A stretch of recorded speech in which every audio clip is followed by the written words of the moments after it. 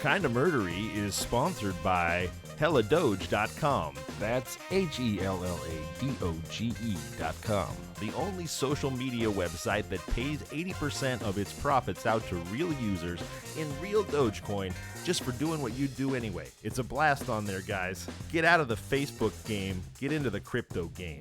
HellaDoge.com.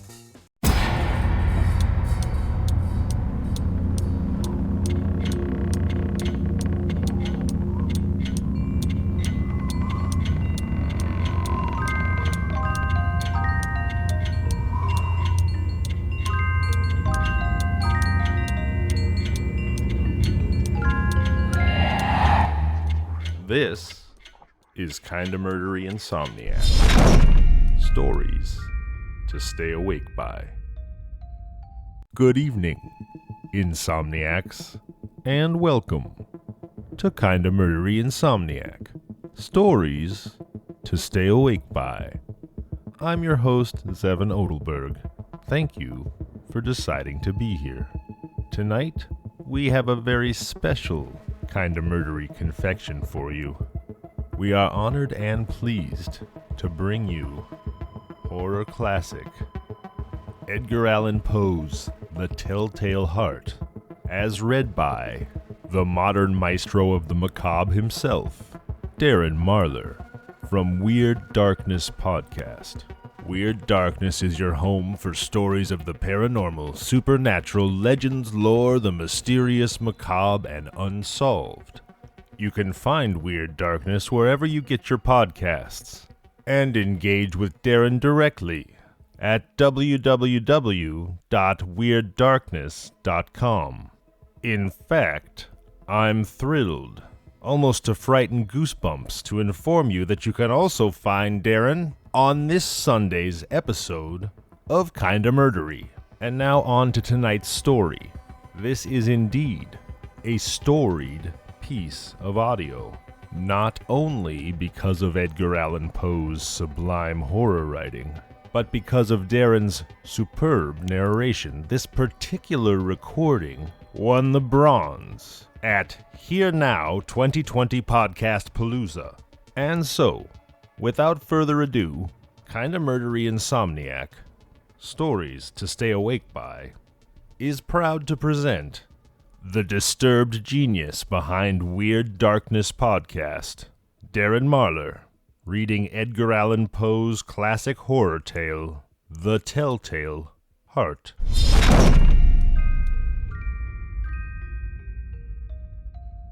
The Telltale Heart, written by Edgar Allan Poe, narrated by Darren Marlar.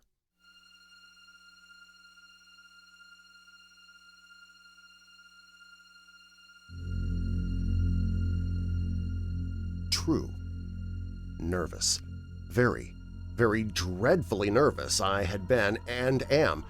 But why will you say that I am mad?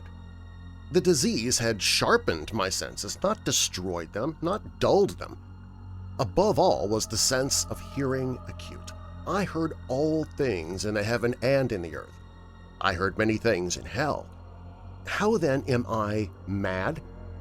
Hearken, and observe how healthily, how calmly I can tell you the whole story.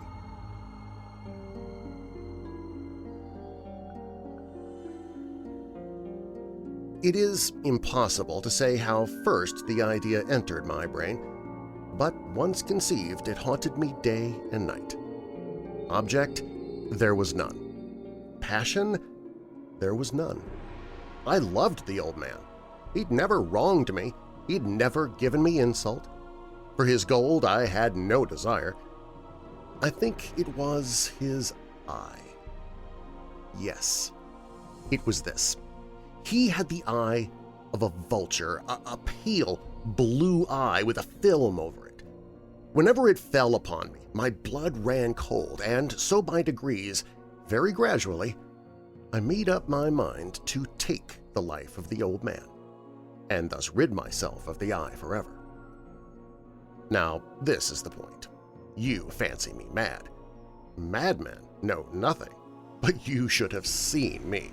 You should have seen how wisely I proceeded, with what caution, with what foresight, with what dissimulation I went to work. I was never kinder to the old man than during the whole week before I killed him. And every night, about midnight, I turned the latch of his door and opened it, oh, so gently. And then, when I had made an opening sufficient for my head, I put in a dark lantern, all closed that no light shone out, and then I thrust in my head.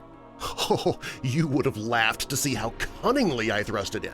I moved it slowly, very, very slowly, so that I might not disturb the old man's sleep. It took me an hour to place my whole head within the opening so far that I could see him as he lay upon his bed. Ha! Would a madman have been so wise as this? And then, when my head was well in the room, I undid the lantern, cautiously, oh, so cautiously. Cautiously, for the hinges creaked. I undid it just so much that a single thin ray fell upon the vulture eye. And this I did for 7 long nights, every night just at midnight. But I found the eye always closed, and so it was impossible to do the work, for it was not the old man who vexed me, but his evil eye. And every morning, when the day broke, I went boldly into the chamber and spoke courageously to him, calling him by name in a hearty tone, and inquiring how he passed the night. So you see, he would have been a very profound old man indeed to suspect that every night, just at 12, I looked in upon him while he slept. Upon the 8th night, I was more than usually cautious in opening the door. A watch's minute hand moves more quickly than did mine. Never before that night had I felt the extent of my own powers, of my sagacity. I could scarcely contain my feelings of triumph to think that there I was, opening the door little by little, and he not even to dream of my secret deeds or thoughts. I fairly chuckled at the idea, and perhaps he heard me, for he moved on the bed suddenly as if startled. Now, you may think that I drew back, but no. His room was as black as pitch with a thick darkness, for the shutters were close fastened through fear of robbers, and so I knew that he could not see the opening of the door, and I kept pushing it on steadily, steadily. I had my head in and was about to open the lantern when my thumb slipped upon the tin fastening, and the old man sprang up in bed, crying out, "Who's there?" I kept quite still and said nothing. For a whole hour I did not move a muscle, and in the meantime I did not hear him lie down. He was still sitting up in the bed, listening, just as I have done night after night, hearkening to the death watches in the wall. Presently I heard a slight groan, and I knew it was the groan of mortal terror. It was not a groan of pain or of grief, oh no, it was the low, stifled sound that arises from the bottom of the soul when overcharged with awe. I knew the sound well. Many a night, just at midnight, when all the world slept, it has welled up from my own bosom, deepening with its dreadful echo the terrors that distracted me. I say I knew it well. I knew what the old man felt and pitied him, although I chuckled at heart. I knew that he had been lying awake ever since the first slight noise when he had turned in the bed. His fears had been ever since growing upon him. He had been trying to fancy them causeless, but could not. He'd been saying to himself, "It's nothing but the wind in the chimney. It's only a mouse crossing the floor," or "It's merely a cricket which has made a single chirp." Yes, he'd been trying to comfort himself with these suppositions, but he had found all in vain. All in vain, because death, in approaching him, had stalked with his black shadow before him and enveloped the victim. and it was the mournful influence of the unperceived shadow that caused him to feel, although he neither saw nor heard, to feel the presence of my head within the room. When I had waited a long time, very patiently, without hearing him lie down, I resolved to open a very, very little crevice in the lantern. So I opened it. You cannot imagine how stealthily, until at length a simple, dim ray, like the thread of the spider, shot from out the crevice and fell full upon the vulture eye. It was open, wide open, and I grew furious as I gazed upon it. I saw it with perfect distinctness, all a dull blue, with a hideous veil over it that chilled the very marrow in my bones. But I could see nothing else of the old man's face or person, for I had directed the ray, as if by instinct, precisely upon the damned spot. And have I not told you that what you mistake for madness is but over-acuteness of the sense? Now, I say, there came to my ears a low, dull, quick sound, such as a watch makes when enveloped in cotton. I knew that sound well, too. It was the beating of the old man's heart. It increased my fury, as the beating of a drum stimulates the soldier into courage. But even yet, I refrained and kept still. I scarcely breathed. I held the lantern motionless. I tried how steadily I could maintain the ray upon the eve. Meantime, the hellish tattoo of the heart increased. It grew quicker and louder every instant. The old man's terror must have been extreme. It grew louder, I say louder every moment. Do you mark me well? I have told you that I am nervous, so I am. And now, at the dead hour of the night, amid the dreadful silence of that old house, so strange a noise as this excited me to uncontrollable terror. Yet, for some minutes longer, I refrained and stood still. But the beating grew louder. I thought the heart must burst, and now a new anxiety seized me. The sound would be heard by a neighbor. The old man's hour had come. With a loud yell, I threw open the lantern and leaped into the room. He shrieked once only. In an instant, I dragged him to the floor and pulled the heavy bed over him. I then smiled gaily to find the deed so far done. But for many minutes the heart beat on with a muffled sound. This, however, did not vex me. It would not be heard through the wall. At length, it ceased. The old man was dead. I removed the bed and examined the corpse. Yes, he was stone dead. I placed my hand upon the heart and held it there many minutes. There was no pulsation. He was stone dead. His eye would trouble me no more.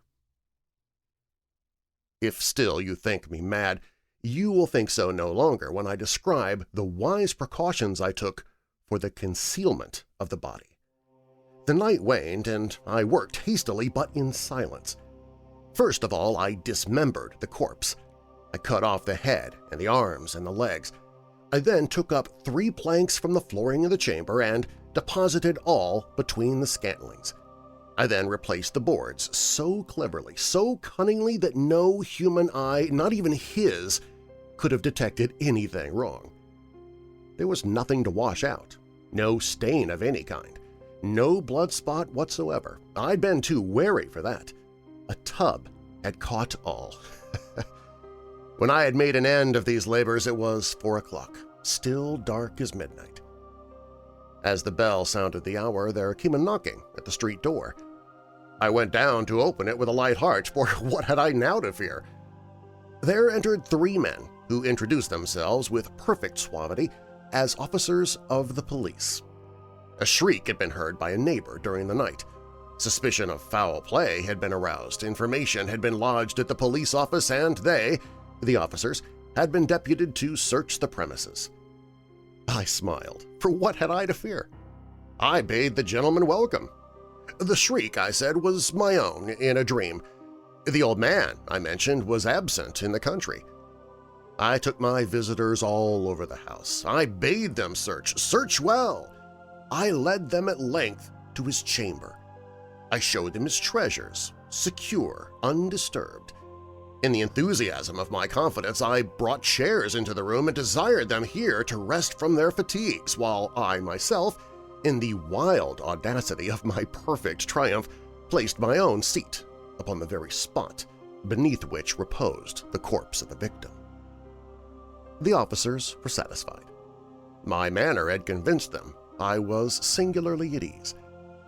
They sat, and while I answered cheerily, they chatted of familiar things. But ere long, I felt myself getting pale and wished them gone. My head ached, and I fancied a ringing in my ears, but still they sat and still chatted. The ringing became more distinct. It continued and became more distinct. I talked more freely to get rid of the feeling, but it continued and gained definiteness, until at length I found that the noise was not within my ears. No doubt I now grew very pale, but I talked more fluently and with a heightened voice. Yet the sound increased, and what could I do? It was a low, dull, quick sound, much such a sound as a watch makes when enveloped in cotton. I gasped for breath, and yet the officers heard it not. I talked more quickly, more vehemently, but the noise steadily increased. I arose and argued about trifles in a high key and with violent gesticulations, but the noise steadily increased. Why would they not be gone? I paced the floor to and fro with heavy strides, as if excited to fury by the observations of the men. But the noise steadily increased. Oh, God! What could I do? I foamed, I raved, I swore! I swung the chair upon which I'd been sitting and grated it upon the boards, but the noise arose over all and continually increased. It grew louder, louder, louder, and still the men chatted pleasantly and smiled. Was it possible they heard not? Almighty God, no! No, they heard! They suspected! They knew! They were making a mockery of my horror! This I thought, and this I think. But anything was better than this agony. Anything was more tolerable than this derision. I could bear those hypocritical smiles no longer. I felt that I must scream or die, and now, again, hark! Louder! Louder! Louder! Louder! Villains! I shrieked. Dissemble no more! I admit the deed! Tear up the planks! Here! Here! It is the beating of its hideous heart!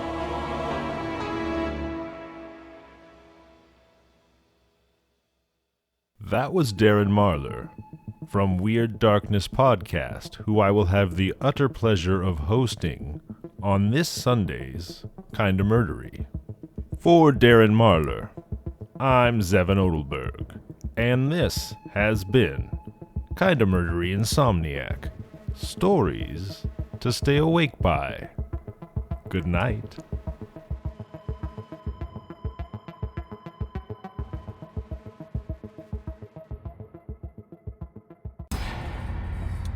Kinda Murdery Insomniac is created, researched, edited, produced, and hosted by Zevon Odelberg, with opening theme by Niall Madden and art by the Gin of Lang. Available now on all podcasting platforms. If you like the show, please subscribe, review, and tell your friends. You can find us on social media at Kinda Murdery or email at kindamurdery@gmail.com.